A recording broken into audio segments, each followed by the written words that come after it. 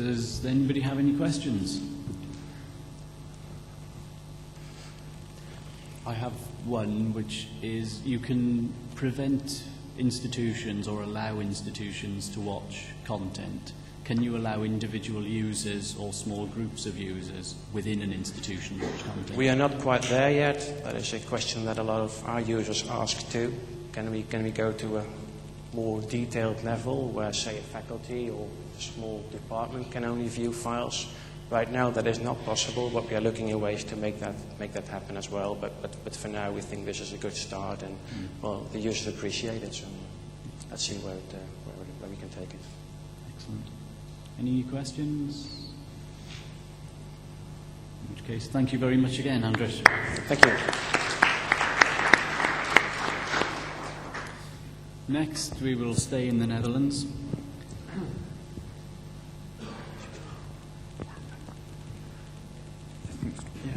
Johan Oomen is going to give us a very linked presentation with the one you've just seen, making effective use of streaming media in higher education, moving somewhat towards the users as opposed to the infrastructure. First of all, can everybody hear me also in the back? Sandra, can you hear me? Okay, just checking. Okay. Okay, my name is Johan Oomen, and I work for one of the largest cultural heritage institutions in the Netherlands, and that's called the Nederlands Instituut voor Sound and Vision. And we are the National Audiovisual Archive and also the working archive of all Dutch public broadcasters. And we are using streaming media as a very increasingly important way of distributing our content to an extensive user group. In my presentation called Making Effective Use of Streaming Media, the Dutch WebStream Community, I will outline how the Dutch higher education shares knowledge about the use of streaming media in higher and video conferencing. I would like to start with outlining just very shortly the ways in which streaming media is used in the Netherlands. Then I will talk about the WebStream Community, its members and its activities. And one of the activities of the WebStream Working Group is giving funds to small pilot projects. And I will talk about pilot projects with taking out one example before switching over to the largest streaming media project that is now running in the Netherlands, and that is called Davidion. And it's especially relevant this afternoon because Davidion is powered by the SurfNet video portal. So I will go into that as well. And in the end, I would like to draw some conclusions on it all. Okay, so streaming media and higher education. The need to integrate these learning resources in education is fueled by two reasons. On the one hand, it's important to integrate learning objects in flexible forms of education, so independent from time and place. And secondly, it's also there's also the demand to put new ideas for learning theory learning theory into practice. And I would like to show during my presentation that streaming media can be used to address both of these issues. And therefore play an increasingly important role in higher education. The streaming techniques have been available in the Netherlands now for several years, but only after active support from different bodies, we now see a shift in the way it is used. In the first pioneering years, it was the main focus was to get the architecture right and get all the technical stuff in order. And streaming was largely used to replace VHS tape with files accessible online without really thinking what the added value could be for the learning process. But since 2 years or so, we see a shift in paradigm where the projects that are now running are looking at the educational value of streaming media as the main point of interest, and that has strong implications. Universities are beginning to harvest the added value of the techniques and make it easier and make them easy to adapt to their needs. And furthermore, streaming is very much part of the real world to the users, so it's only natural for it to be integrated in classes. Or as JISC recently noted in a white paper, as bandwidth becomes less and less an issue, students will regard test-based online support as artificial and unnecessary restrictive. Okay, now I'm going to... there are several ways in which streaming media can be used. I will point out just a few. Streaming media can be used to create a collection of online video documents to serve as an online library of learning resources. Another way is to use streaming media to enable the reuse of presentations. And our first presenter this afternoon has shown what other features and what other tools are available to make that even more powerful. Then, when learning activity is a process rather than studying predefined content, websites that grant access to video segments can play a major role in support. And here, all types of material can be used for learning, from quizzes to newsreels, etc. And there are many examples also of websites that focus on bringing live events. This in the right corner you see the webcast from the House of Commons in the UK, but also video conferencing can be placed in this category. There are lots of other ways that streaming is used. For example, to make sort of commercials for your institutes, etc. Well, several bodies in the Netherlands support streaming media projects. First there is SURF, and several departments in SURF support streaming media. Of course there is SURFnet, as they provide the network infrastructure, and also SURF Services, that's the department that gives universities software, very cheap software licenses. And there's SURF Platform ICT in Education. Before this body was established, many isolated projects have led to a number of short-lived successes and failures, and to achieve better and more sustainable results, a collaborative result has been chosen.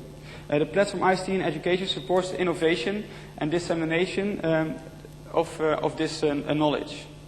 And 10 universities are cooperating in what is called the Digital University. This is a consortium for the development and application of digital information for the development and application of digital information products and knowledge for higher education. Their idea is to share knowledge, but also to share the financial burden that is necessary to be innovative. And there is the WebStream Community. And that's been established a few years ago to develop, share and exploit knowledge on this use of streaming media and video conferencing higher education. And WebStream is getting funding by the SURF Platform ICT in Education. Several members in the community are representatives of several areas of knowledge. First of all, there are the content providers, such as Sound and Vision, but also the librarians in schools. They know what content is available, and they also know how to handle the essence and the accompanying metadata. Furthermore, you have technology experts. They are also people from universities, but also SURFnet, that they know all that there is to know about the technical infrastructure. And educational technologists, they know how to make meaningful use of streaming media in education, and they can evaluate its added value in a given course. And last but not least, project management is also very important. And they need to combine the expertise of the other three, what we call them pillars, to make projects with streaming successful. So members of the WebStream community are either peers from the Dutch higher education institutes, or they can be other shareholders. So there are also software developers and people like me, from a national archive involved in WebStream. The strategy we adopt is one of active participation, so give and take. The community, we gather at least 4 times a year to talk about ongoing projects and some problems if they might have appeared. And there's also a steering group that monitors the strategic position of our community. And the discussion and discussion list and our monthly newsletter, they keep the dialogue going when we are not in a meeting. And there's also a website that's like the virtual center point of our community. And I would like now to show some screenshots of it, but not before I will show a picture of what some of us look like. This picture was taken a few months ago when we were visiting the Broadcast Museum, and we also had a meeting there. So in total there are about 50 to 60 people, but this is just a few of them there present. So to give some faces to my presentation. This is what the website looked like yesterday with a news item in the center, older news items on the right, and different headings on this side. We asked everybody in the community to draw up a little profile of themselves and also provide their email and telephone, so it's very easy to contact them. And here you also see the 4 pillars. So the didactiek, that is pedagogy in Dutch, content, technique, and projects are all present. And when you, for example, open the section didactiek, pedagogy, you'll find there documents, links, and news. On the documents there are magazines, books, and presentations. So here you see just a few of the books that can be downloaded and used for ideas or for a new project proposals, sorry. I have to get some water, sorry.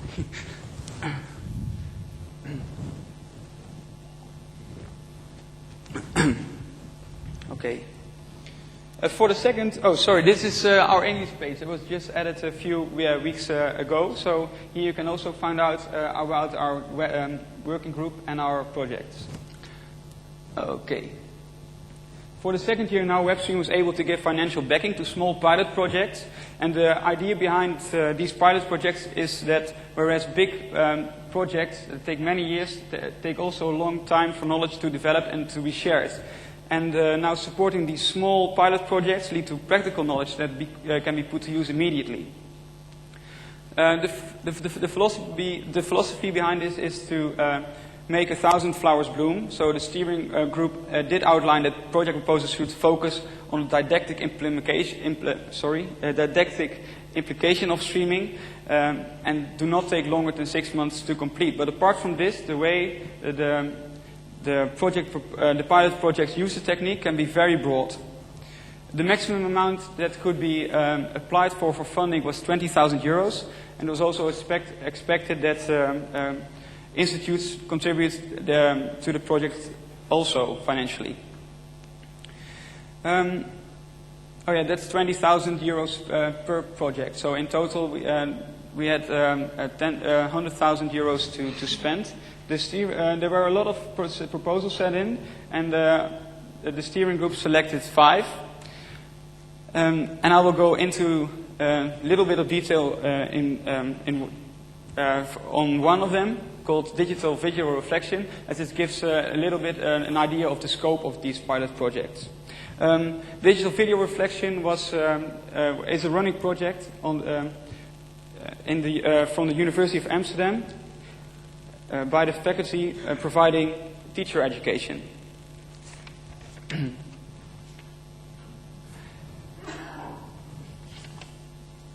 Video has been used in this faculty for some years now. Most importantly, it is used to monitor and analyze the ways teachers perform. And until recently, teachers made a recording of their performance in class, and then made an observation. They had to fill in an observation form.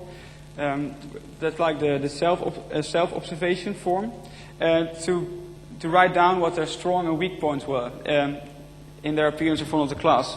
And this process was then followed by a personal review by one of the experts from school. And for this, the VHS tape was sent by mail to the school, and then the student and expert from school meet to discuss the different observations made. There are some disadvantages to this process, as it's quite time-consuming for the expert, and also it's a lot of hassle to make all these appointments. And also it's common belief that it's better to let students peer review each other. So using streaming media, the faculty change this process for the better. In the new situation, students make a digital recording from their appearance in front of the class and upload it to a streaming server.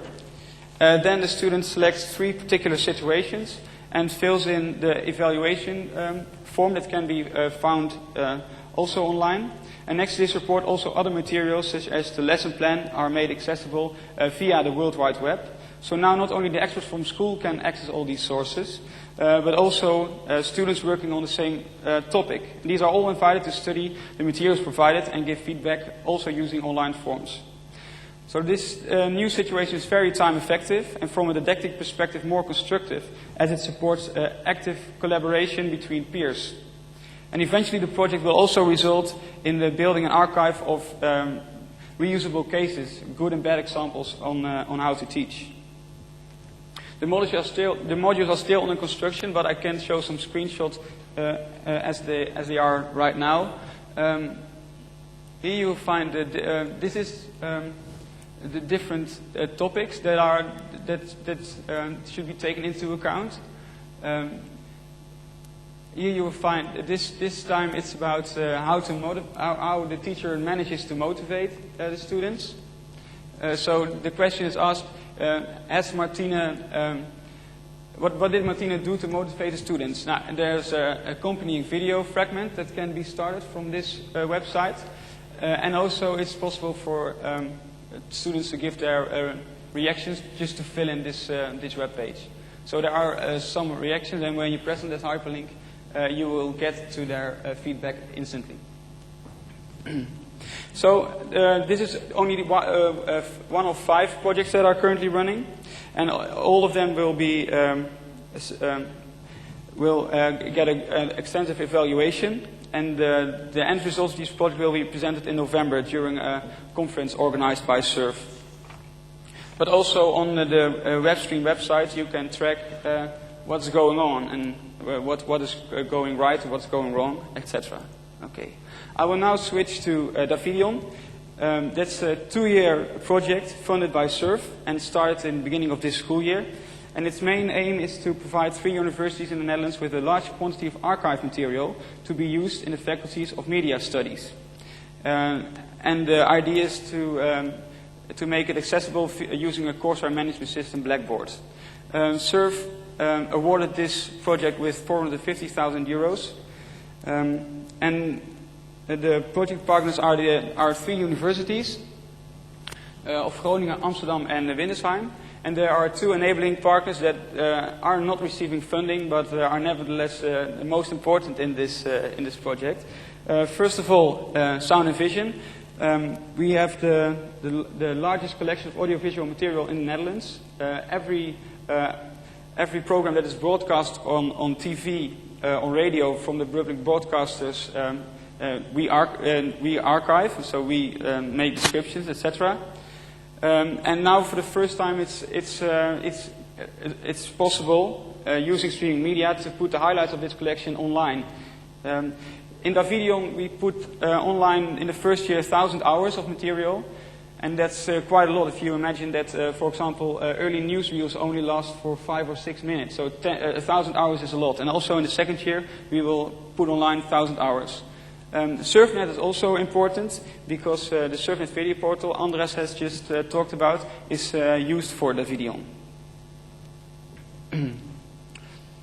Well, gaining access to audiovisual material has been for scientific research has been quite difficult until the advent of streaming media, as viewing capacities were very limited and only available at the archive premises. Well, streaming media is the solution for it, as now the items are available 24 hours a day, 7 days a week. Also, projects before Davidion have shown that didactic scenarios are needed to help teachers make effective use of streaming media in their courses. So what is needed is scenarios that can be reused and reused, that makes sense. Also, in Davidion we are trying out tools that could help engage students with archive material. Also, intellectual property rights has been an issue in the before streaming media. but using the SurfNet video portal, we can restrict access to certain institutes, and that makes it for us content providers, easier to handle the copyrights. Okay, I will now talk a little bit about the workflow. On our websites, teachers and students can search in our online catalog. Then they make a selection of programs they would like to have online. And we invite them to come over to look at the programs before, because sometimes the annotations are not so extensive, or the material when they are on film might be in bad condition. Well, anyway, then the final list is then sent to us, and we take care of the encodings. And encodings are made on MPEG-1. We are, as we speak, encoding 50 hours of material every day. The second issue that needs to be dealt with is metadata. We use a very extensive proprietary format in our archive, but SurfNet Video Portal can only handle qualified Dublin Core and XML. So what we built is a tool that can take the metadata as it is in our archive, and then convert it to Dublin Core, to the Dublin Core element set. And after this is finished, so we upload the MPEG-1 material via 1 gigabyte connection we have to the streaming service from SurfNet. We also upload XML, and from that point on, students can search and browse in our archive online. What they also can do is interact with material, and Andres has shown you the virtual coding machine. So this is how it is actually used by students. This is a course on propaganda film. The University of Groningen their media studies department is doing this course on propaganda, and here you see students writing about how music is used in propaganda film, and they illustrate it by including an actual film. So here they are talking about how the music is used, and then look at this example. So now for the first time you can integrate the real source, and that's for media studies a big improvement. Okay, I'd like to try to draw some conclusions. As I hope I've shown you that we are now moving from experiments to move to how streaming media can be effective, from a didactic point of view. We also found that knowledge needs to be shared in order for the technique to be successful, and not for having to reinvent the wheel when knowledge is available somewhere already.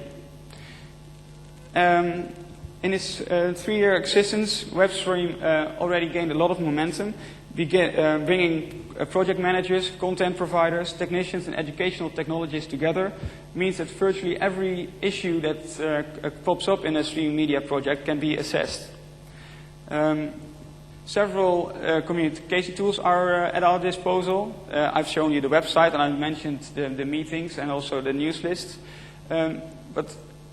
And there's this, and also the pilot projects, small projects that are result-orientated and generate fast results, new ideas and new ways that other members in the community can take advantage of. SURF acknowledged the added value of this community and has earmarked funds in order for us to stay active in the years to come.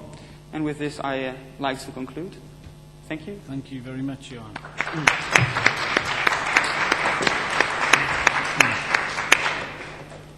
Does anyone have any questions?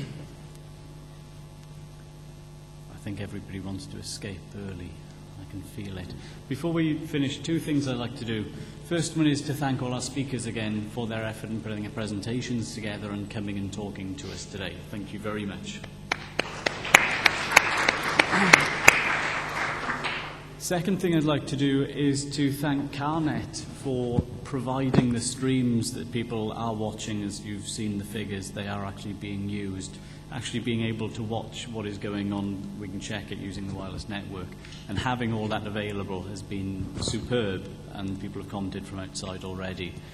the organisation and the effort that Carnet have gone to provide that, and the effort that they put in within the rooms, I think has been just excellent, exemplary. And can we put our hands together and thank them, please?